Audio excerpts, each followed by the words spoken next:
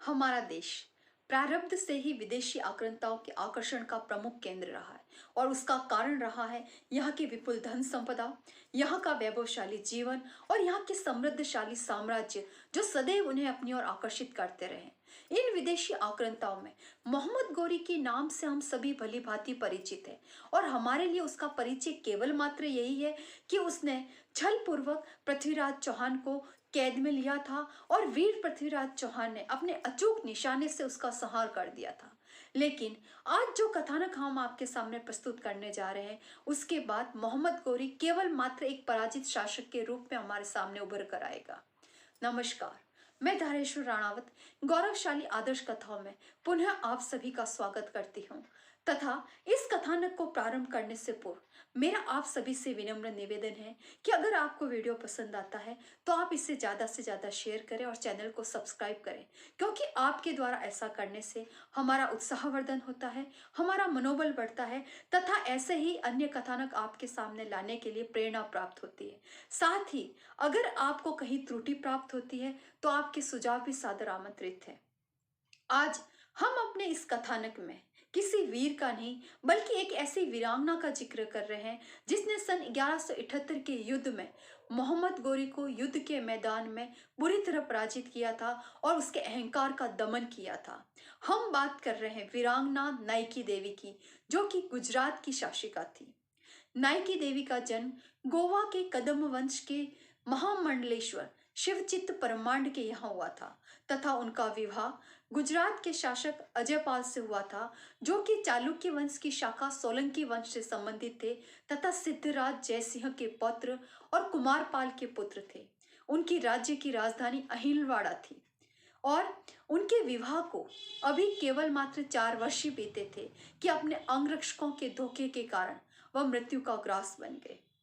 और उस समय उनके पुत्र की आयु केवल मात्र 3 वर्ष थी। उनके पुत्र का नाम था मूलराज द्वितीय। जब अजयपाल मृत्यु का शिकार बन के स्वर्ग को प्राप्त हो गए तब उनके राज्य के लोग दरबारी अत्यंत चिंतित हो उठे कि अब इस विशाल साम्राज्य को कौन संभालेगा। वे सभी एकत्रित होकर के राजमाता नायकी देवी के पास यह निवेदन करने पहुंचे कि अभी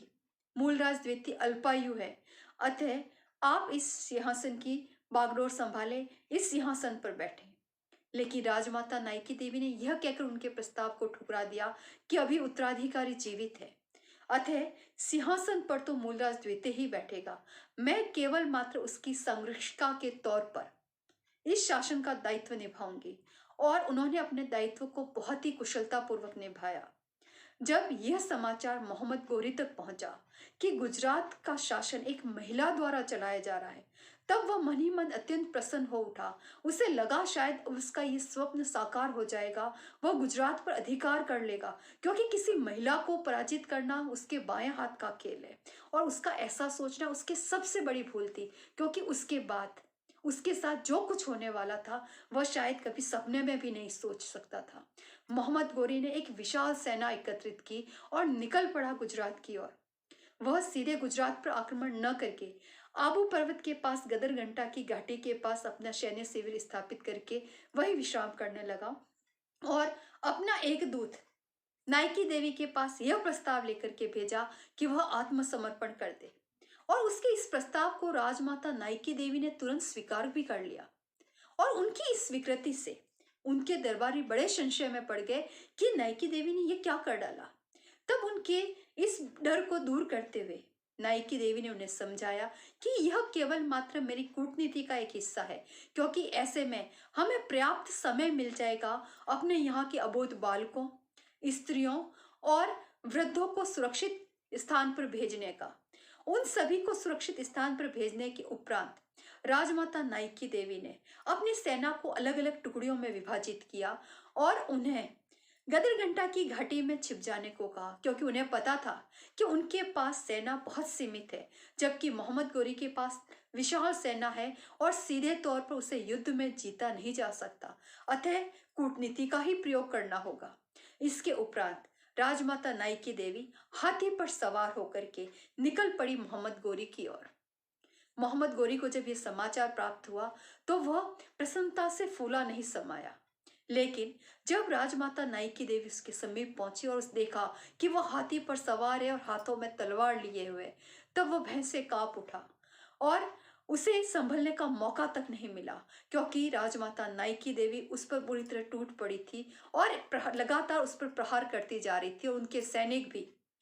मोहम्मद गोरी की सेना पर भारी पड़ रहे थे। युद्ध में बुरी तरह घायल होने के उपरांत मोहम्मद गोरी को कोई रास्ता नहीं नजर आया और वह किसी तरह वहां से जान बचाकर निकल भागा और सीधे मुल्तान जाकर रुका। इस युद्ध की पराजय का प्रभाव मोहम्मद गोरी पर इस कदर पड़ा, नाइकी देवी की वीरता का खौफ उसके हृदय में इस कदर बैठा कि उसने कभी भी पलटकर गुजरात की ओर नहीं देखा और लगभग 13 वर्ष तक उसका साहस नहीं हुआ भारत की ओर पुनः आने का, भारत पर पुनः आक्रमण करने का। हम नमन करते हैं ऐसी महान वीरांगना को जिसने मोहम्मद गोरी को बुरी तरह धूल चटाई थी, लेकिन ऐसी वीरांगना का जिक्र हमें किसी ऐतिहासिक पुस्तक में प्राप्त नहीं होता है। यह शायद सबसे बड़ी विडंबना है। हमें